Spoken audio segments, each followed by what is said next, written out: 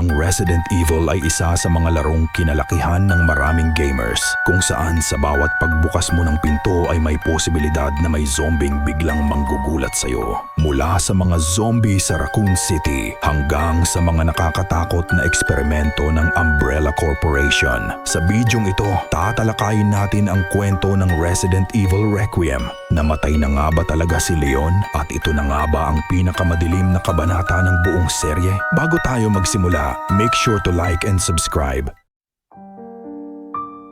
Nagsimula ang lahat sa lihim na eksperimento ng Umbrella Corporation, isang pharmaceutical company na gumagawa pala ng biological weapons. Sa kanilang research, lumikha sila ng isang virus na kayang baguhin ang katawan ng tao at gawing halimaw. Ang virus na ito ay tinatawag na T-virus. Ngunit may isang problema, hindi nila ito nakontrol. Noong 1998, kumalat ang T-virus sa Raccoon City. Unti-unting nilamon ng kaguluhan ang lungsod, habang ang mga tao ay nagiging mga halimaw at zombies. Dahil mas lumalala ang sitwasyon, hindi na kinayang kontrolin ang outbreak at nagpasya ang gobyerno ng Estados Unidos na gawin ang isang desperadong hakbang. Upang pigilan ang pagkalat ng virus sa ibang lugar, sinira nila ang buong lungsod gamit ang isang missile strike, isang operasyon na tuluyang nagbura sa Raccoon City sa mapa. Ngunit may iilang tao na nakaligtas sa trahedyang iyon. Kabilang dito sina Leon S. Kennedy, isang rookie police officer sa kanyang unang araw ng trabaho; Claire Redfield, na pumunta lamang sa lungsod upang hanapin ang kanyang kapatid; Jill Valentine, isang elite member ng STARS unit; at marami pang iba. Dahil sa kanilang mga ginawa at sa mga ebidensyang kanilang nakalap, tuluyang nabunyag ang mga krimen ng Umbrella Corporation na kalaunan ay nagdulot sa pagbagsak ng kumpanya. Ngunit kahit bumagsak ang Umbrella, hindi doon nagtapos ang problema. Dahil ang kanilang mga research at bioweapons ay kumalat sa black market at napunta sa kamay ng iba't ibang mga organisasyon, scientist at grupo na gustong gamitin ito bilang sandata. Sa mga sumunod na taon, mas lalo pang lumala ang banta ng bioterrorism sa buong mundo. Lumabas ang iba't ibang uri ng biological threats tulad ng Las Plagas parasite, Ouroboros virus, mga global bioterror attacks, at ang misteryosong organism na tinatawag na megamycete. Ang mga ito ay nagdala ng bagong antas ng panganib sa buong mundo na nilutas ng mga protagonist. Sa mga pangyayari sa Resident Evil Village, maraming sikreto tungkol sa pinagmulan ng mold at mga eksperimento sa tao ang tuluyang nabunyag. At dito na nagsisimula ang kwento ng Resident Evil Requiem. Naganap ito ng taong 2026, 28 taon matapos ang trahedya sa Raccoon City. Sa kabila ng maraming taon na lumipas, tila hindi pa rin tuluyang natatapos ang epekto ng sakunang iyon. May lumilitaw na bagong banta na tinatawag na Raccoon City Syndrome, isang misteryosong kondisyon kung saan ang T-virus na minsang nakaapekto sa mga nakaligtas noong 1998 ay tila nanatili sa kanilang mga katawan.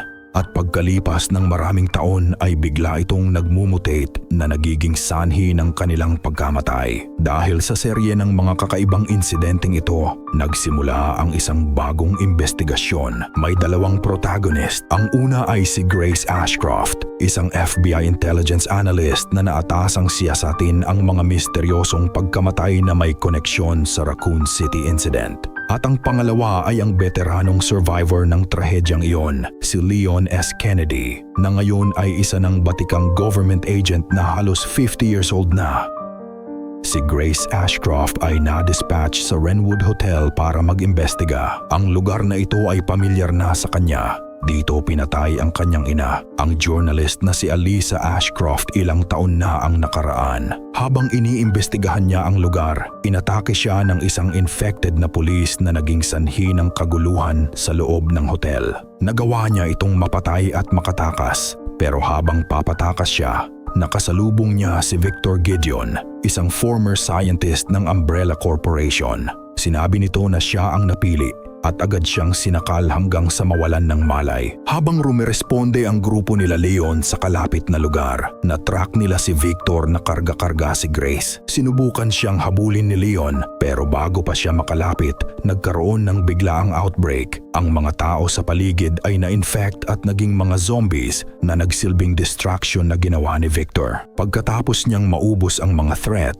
nalaman niya na patungo si Victor sa Rhodes Hill Care Center. Kaya agad siyang pumunta doon upang masagip si Grace. Pagdating ni Leon sa hospital, agad siyang sinalubong ng isang nurse na nagsabing naghihintay sa kanya si Victor. Nang bigla na lamang tumunog ang Code 6 alarm sa buong hospital, isang senyales na may nagaganap na mass outbreak sa loob ng pasilidad. Kapansin-pansin ang isang doktor na infected ang dumating, ngunit nagagawa pa rin niyang kumilos at magpanggap bilang isang normal na tao. Sa kasamaang palad, pinatay niya ang nurse. Dahil dito napilitan si Leon na labanan ang horde ng infected sa hallway. Samantala, si Grace Ashcroft naman ay nagising sa isang kulungan na nakabitin. Nagawa niyang kumawala ngunit habang naghahanap siya ng daan palabas sa basement, hinabol siya ng isang halimaw na tinatawag na The Girl, isang higanting nilalang na may nakakatakot na anyo. Habang tumatakbo, nakilala niya ang batang bulag na si Emily. Naawa siya sa bata at tiniyak na poprotektahan niya ito sa kabila ng mga panganib. Ang dahilan kung bakit kinidnap si Grace ay dahil pinaniniwalaan ni na Victor at Zeno na isang clone ni Albert Wesker, na si Grace ay isang clone na ginawa ni Spencer sa Raccoon City Orphanage noong 1990s. Naniniwala sila na ang DNA ni Grace ang makakapagbukas sa isang ultimate mind control bioweapon na tinatawag na ELPIS, na may kakayahang sirain at kontrolin ang military forces sa buong mundo. Matapos ang mga nangyari sa hospital, sinubukan ni na Grace at Emily na tumakas sakay ng helicopter. Sa kasamaang palad, na-overrun ito ng mga infected at hindi nagtagal ay bumagsak din ito sa sementeryo matapos ang maikling biyahe. Hindi nakaligtas ang piloto, ngunit ang dalawang babae ay nagawang makaligtas na may tinamong mga sugat lamang. Habang papalabas sila mula sa helicopter, narinig ni Leon ang pagbagsak nito at napagtantong sina Grace iyon, kaya agad siyang nagbigay ng cover. Si Leon ay kagagaling lamang sa pakikipagsagupa kay Victor at kakatapos lang ding labanan ang halimaw na tinatawag na The Chunk matapos siyang mawalan ng malay nang sakalin siya ni Victor. Sa puntong ito, pinapunta sila ni Leon sa water treatment plant sa ilalim ng hospital habang karga-karga ni Grace si Emily. Habang siya ay nagpaiwan upang i-hold ang mga infected, sa pangalawang pagkakataon, muli silang hinabol ng The Girl. Ngunit napansin ni Grace ang kahinaan nito sa liwanag, kaya binuksan niya ang isang roof hatch na siyang naging dahilan upang matunaw ang nilalang. Ngunit makalipas ang ilang sandali, unti-unting nawala ng buhay si Emily dahil sa matinding pagkawala ng dugo. Sinubukan pa siyang iligtas ni Grace, ngunit huli na ang lahat. At lalo pang lumala ang sitwasyon nang bigla itong mag-mutate dahil isa pala siyang experimented clone na infected ng T-virus. Bago pa man nito masaktan si Grace, dumating si Leon at pinatay ito. Dahil dito, nagalit at tinalikuran ni Grace ang kasama at sumama kina Victor at Zeno. Naging mas determinado rin siyang malaman kung ano ba talaga ang ELPIS at kung bakit siya ang sinasabing susi para mabuksan ito. At mula roon, sumakay sila ng helicopter patungo ng Raccoon City.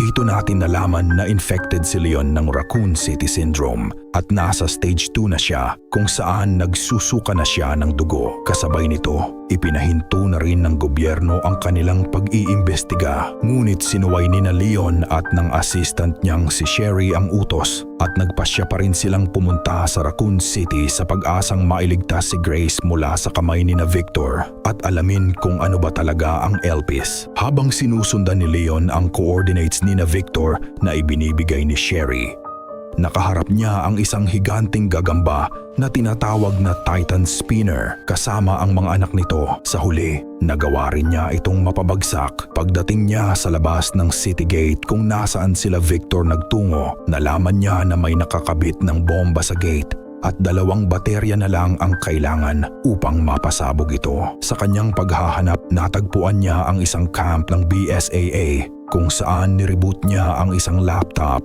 upang makakuha ng intel sa kinaroroonan ni Victor at Grace. Ngunit ang pag-access na yon ay nag-alerto kay Victor kaya agad siyang nagtungo roon upang pigilan si Leon. Matapos mapasabog ni Leon ang gate, agad siyang nagtungo papunta sa gitna ng syudad sakay ng motorsiklo. Habang binabagtas niya ang malungkot at wasak na Raccoon City, hinabol siya ng malalaking mga wolf na tinatawag na Garmer. Kasabay nito, humabol din si Victor na nakasakay rin sa motorsiklo. Sa gitna ng matinding habulan, nagawa ni Leon na pasabugin ang sasakyan ni Victor. Inakala niyang napatay na niya ito, kaya agad siyang nagtungo sa Raccoon City Police Station upang gamitin ang computer doon at muling itrack kung saan patungo sina Zeno at Grace. Samantala, nasa loob ng lumang police station sina Grace at Zeno kung saan doon binunyag ang isa sa pinakamalaking sikreto. Ayon kay Zeno, kaya umano binomba ang Raccoon City ay hindi lamang para pigilan ang outbreak, kundi para rin itago ang isang underground facility na tinatawag na ARC kung saan ginawa ang Elpis. At sinabi din niya na si Emily ay isa sa mga clone ni Grace na pinalaki sa lab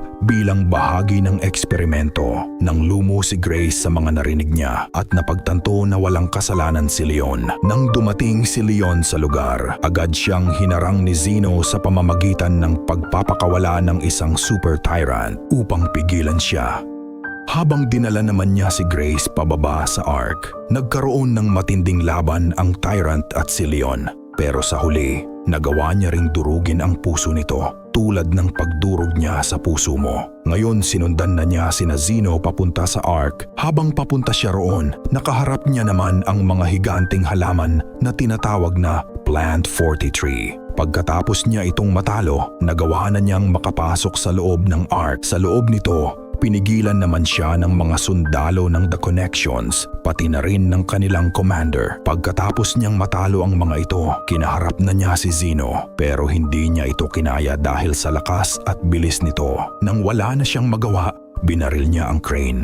Nasira ito at bumagsak kung saan dinamay niya si Grace at nahulog silang dalawa sa disposal site. Ilang oras na nawalan ng malay si Leon dahil sa patuloy na paglala ng Raccoon City Syndrome niya na nasa stage 3 na pero hindi umalis si Grace sa tabi niya. Nagtanong si Grace kung bakit pumunta pa rin siya roon kahit malala na ang sakit niya. Pero sinabi ni Leon na ang pagpigil sa Elpis ang mas mahalaga kaysa hayaan itong mapunta sa maling mga kamay.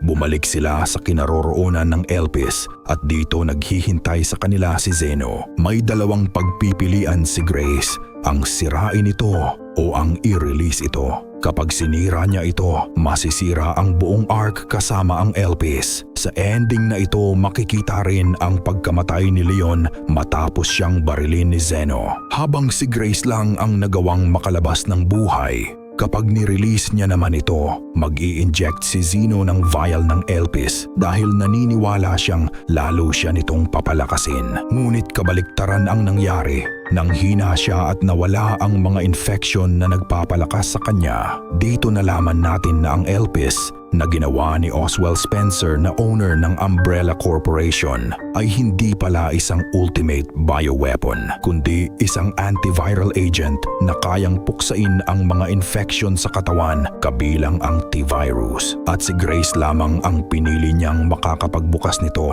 marahil nagpapakita siya ng immunity sa virus at ang simbolo ng pag-asa ng mundo ayon kay Spencer. At si Grace ay hindi din isang clone, kundi isang tao. Ilang sandali dumating si Victor na hindi pala namatay sa pagsabog. Nagalit si Zeno sa kanya dahil hindi pala ang Elpis ang inaasahan nilang kapangyarihan. Sa inis nito, pinatay niya si Zeno at inatake si Grace ng bagong tubong tentacles niya na galing sa in-inject niyang infection. Habang naghihinalo si Leon, nagawa ni Grace na i-inject sa kanya ang Elpis, kaya nagsimula siyang gumaling. Nang makatayo na siya, hinarap niya ang nag-transform na si Victor na naging halimaw na at tuluyang winakasan ang kasamaan nito. Pagkatapos niyang talunin si Victor, na trap sila ni Grace sa gumuguhong ARC at handa na silang mamatay na dalawa doon. Nang sa kabutihang palad, dumating ang grupo nila Chris Redfield at ni-rescue sila. Sa huli,